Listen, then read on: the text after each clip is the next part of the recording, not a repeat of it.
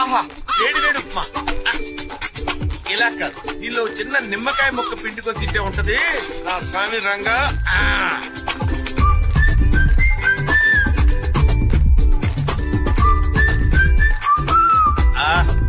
ఏ class గా ఉంది.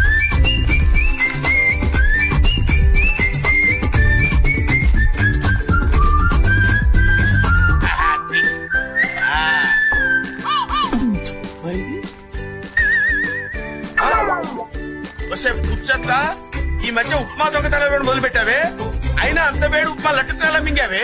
నిజం చెప్పు, తిన్నావే ఎక్కడ దాచిపెట్టావా? తింటమే కాకుండా ఇమీడియట్ గా నేను నెమరెట్ట కూడా మొదలు పెట్టావే. నీ పని చెప్తా. ఏమే ఏమే అబ్బబ్బా ఏంటండి? ఏంటా?